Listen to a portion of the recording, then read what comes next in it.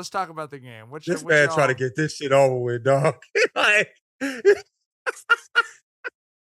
we had to watch overtime. I'm giving enough to basketball tonight, bro. I'm over it. Let me just read a tweet by our collective favorite basketball player, and you guys tell me what you think.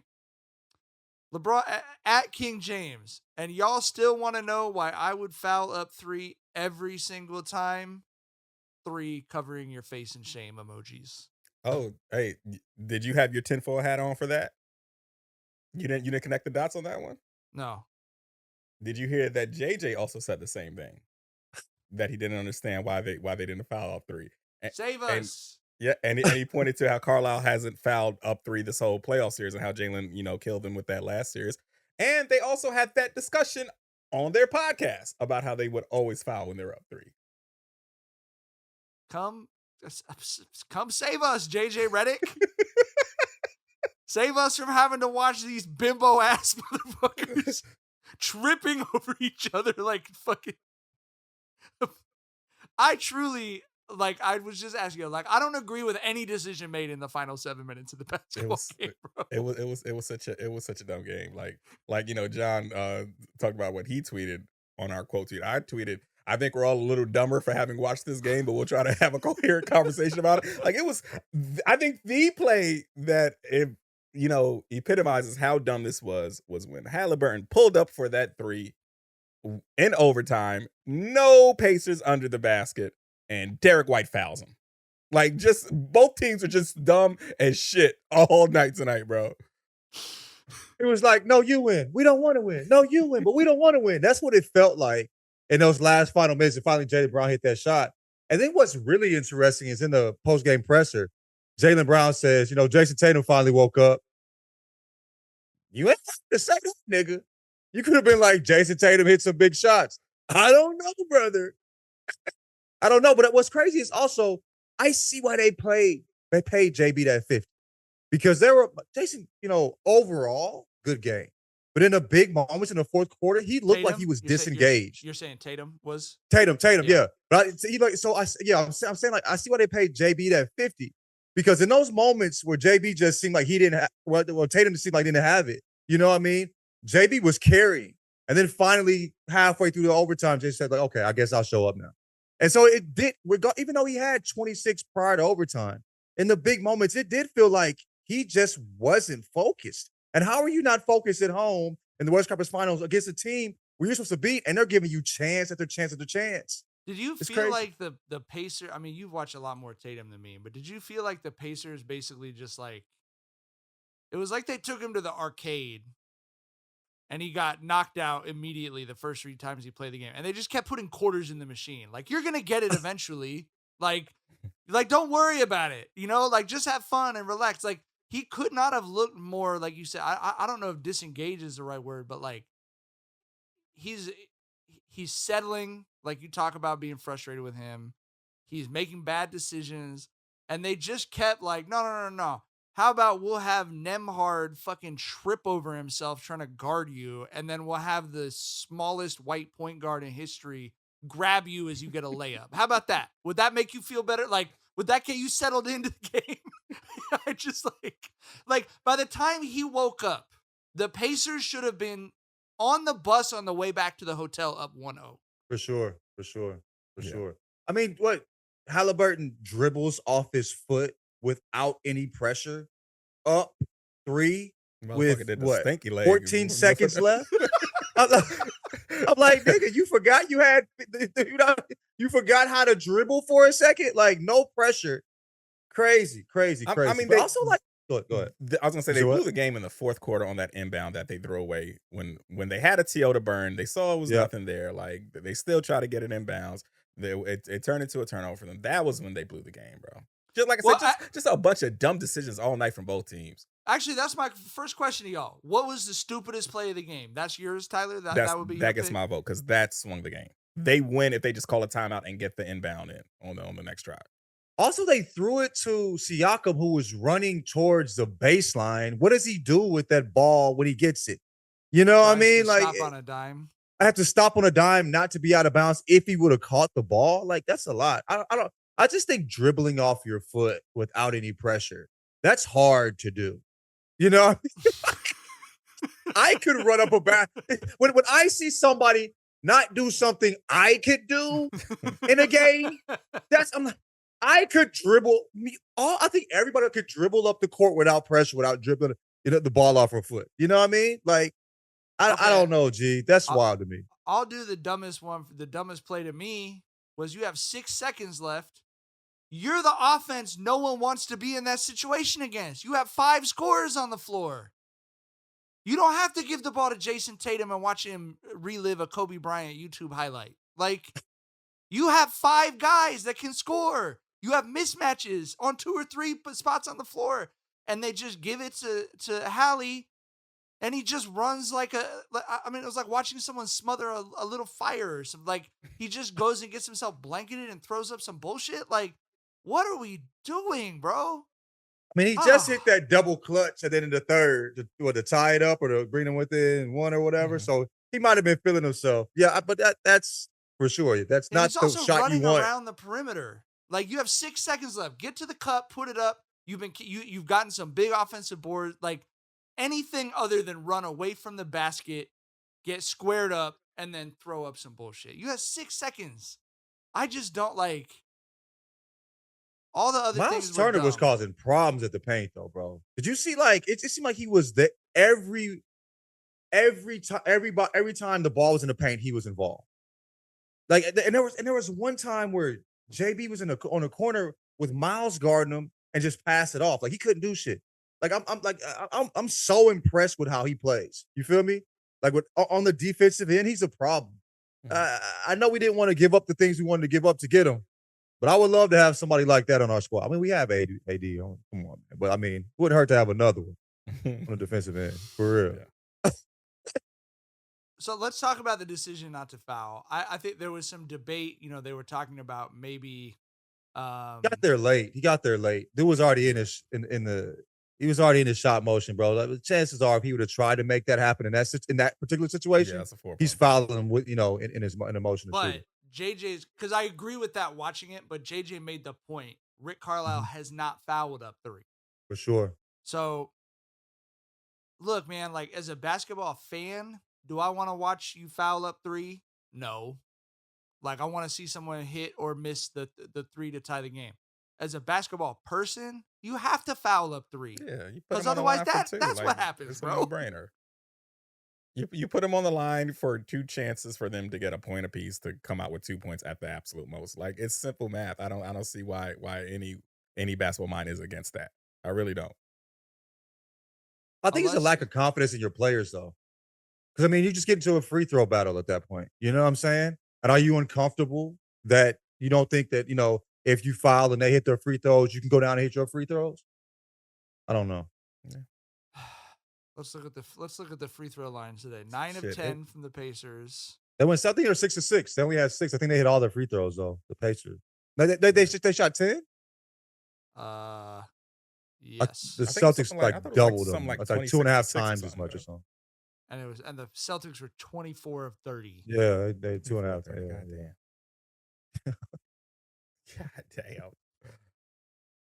I want everyone to know in the chat that I was trying to get. I was like, Jackson, we just need you for like 2 minutes so everyone can laugh at you. Like, just pop it real quick. So it's kind of my fault. I had a tweet that I was going to send to Tyler about put that fucking Tatum and Brown meme up. Right. That's like my favorite bit right now, bro. I love that picture so much. Tyler, you said you liked the game because you just don't like either team. Is it enjoyable? It was. I want to know if enjoyable is the word. It was intriguing. It was wow. Like, who's gonna be the dumbest fucking team tonight, right? Like, it was that angle of it. I wouldn't say it was necessarily enjoyable, but like I said, it was intriguing. It was like watching 2 stupid people you don't like slap each other in the face to no effect. Right. What's so weird to me is the Celtics have been here so much and they still play games like this. I don't know how you could still be a Celtic. Like, I would hate to be a Celtics fan. I would despise it because there's no excuse. It's not like, at least with the Pacers, they're young, first time in this situation in I don't know how long. You feel me? The franchise as a whole, like, come on, man. Like, dog, like, there's no excuse for these Celtics. There's no excuse. And you see them do just Yeah. boneheaded shit in situations they've been in the more times than not in the playoffs. You know what I mean? I'm gonna give Drew Holiday a lot of credit, and he made them look very smart for picking him up. Because I would say the possession in overtime when he locked up Haliburton and just it's some real. I'm friends with and follow a lot of like elite basketball trainers in Southern California, and the conversation about who does and does not require a ball screen right now is like burning up trainer Twitter in Southern California. And there's a lot of people looking at Halliburton, bro, like, damn, he got fucking smothered one-on-one, bro.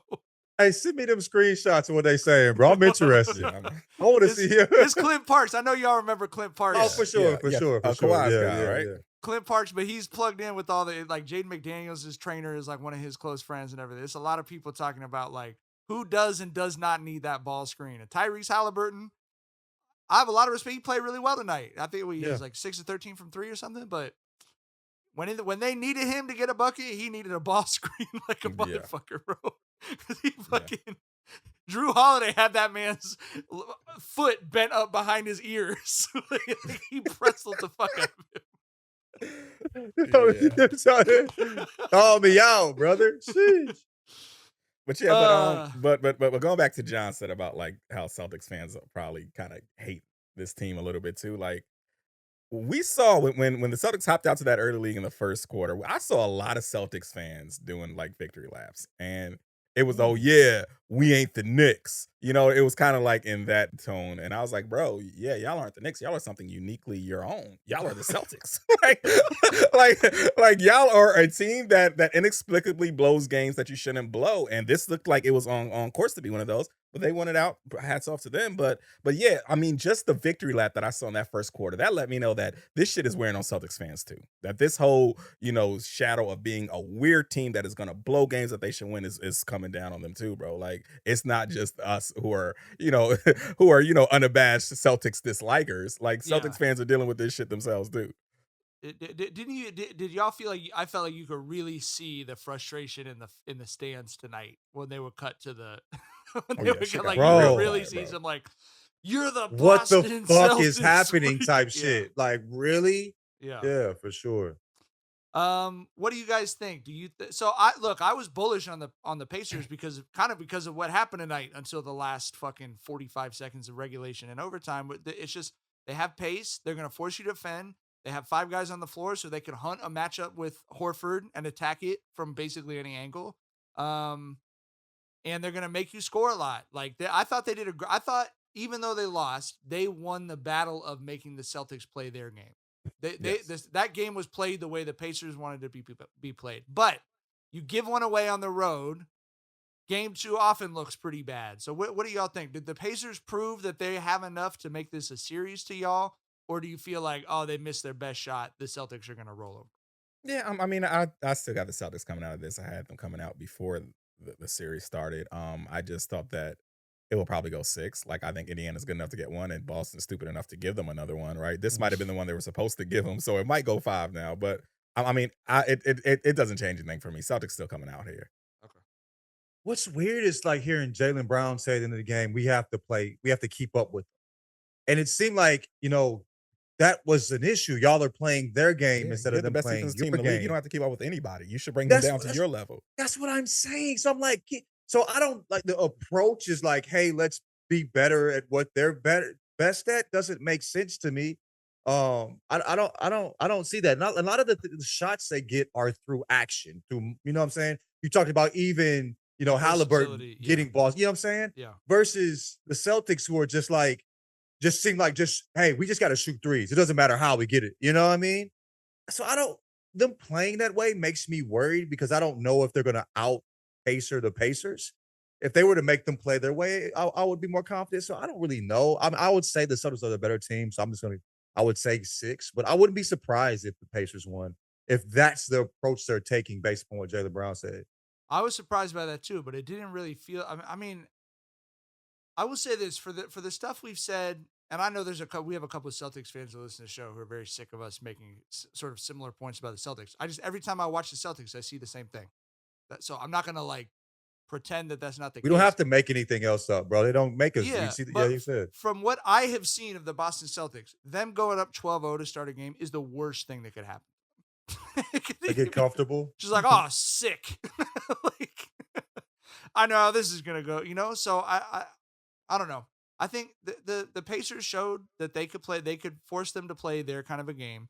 They had seven players in double figures tonight. They took 35 threes. I think they shot 40% from three. What was it? They were 37%, 13 to 35 from three. And you said it. The Celtics is like it just doesn't feel like they're dictating. And if you're trying to win in any sport with the best defense, that's the way you're trying to win. You have to dictate. For step one, you have to dictate how the game is played.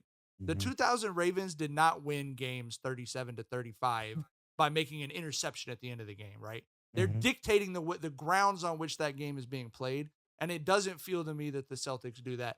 They could come out in game 2 and do it, but I didn't see that tonight. And so for me as a fan, as excruciating as the last 6 or 7 minutes of that game was, I'm more excited for the series because of that. Because I think it's going to be a series. And maybe what do y'all think Missoula's philosophy is? Like, do you think he's a guy like let's just outscore them? I think his number one thing tonight was to try to not get beat in transition, right? Like I saw some of the quotes that he gave that the reporters who cover the team were putting out, but also he said it during the broadcast. They're trying to make him score 5-on-5. They don't want to give up the run and gun, the high tempo pace stuff. So I get that, but what are you doing on the other end? You know what I mean? Like, I don't know. Yeah. Shout out to Neesmith though. We never said this on the pod though, but we interviewed him during the Pandy, and we talked about how he played for the Celtics. You know what I mean? And I know I was wondering, like, is he going to find his footing in the league? I don't know if that was a good situation for him because they're so deep at the guard position. You feel me? But I love what I've been watching. I've been watching so much Pacers in the playoffs. I love what I'm seeing from him. You know what I mean? Yeah. Great 3-and-D guy. You know what I'm saying? We talked about how he was really efficient in college. I think one of the best as far as efficiency percentage-wise, one of the best, in college in the college the year he graduated.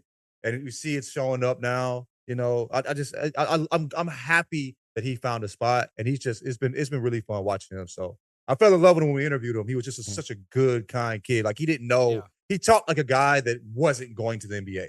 Felt like a regular kid that was just graduating college. You know what I mean? And so I'm just really happy he found a spot for himself. He was super smart. We thought he'd figure it out, but, he is glad to see it actually happen, coming to fruition, Yeah. When we talked to him, he was going into the draft, summer 2020. And I just came away from there so impressed with him because he was, he went the 14th pick overall, I think, but there were still some questions about him. Like, he shot like 50% from three, and we were like, that's not going to translate to the league. Everyone knew that. Yeah. I think even he knew that himself, right? But I just came away from that so impressed because he was just such a brilliant kid. Like, he's a high school valedictorian. He left Vandy with like a super high GPA, and I was like, this kid is going to figure it out. If he doesn't cut it in the NBA, he's going to be just fine regardless of where he goes. And he figured it out in the NBA. Like, he transitioned from a sniper into like a defensive specialist, and he's finally getting some big minutes, and he's making it count. Like, he's going to be in this league for a long time, bro. Guys, and he like gets him buckets have 15, too. 16-year careers. And he gets buckets. You know what I'm saying? Like, he shot almost 50% from the field this year. Like, or 12, 13, 14 points a game, whatever. But so like, yeah, he can get you some buckets too when needed. So love to see that. But yeah, like you said, I thought he would figure it out regardless. But it's dope to see that he figured it out in NBA. So, shout out to him, bro.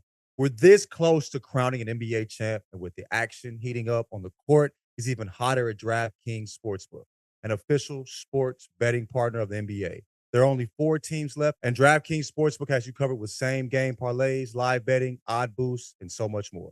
Think the T-Wolves will continue their hot streak? Or maybe you feel that the Pacers' Cinderella run continues. Throw up to $1,500 with DraftKings No Sweat Bet. New customers can deposit at least $5 and you'll get a bonus bet back equal to your first bet if it doesn't hit. Download the DraftKings Sportsbook app now and use code Jenkins. That's code Jenkins, Jenkins, for new customers to get a no sweat bet up to $1,500 if your first bet doesn't hit. Only on DraftKings. The crown is yours.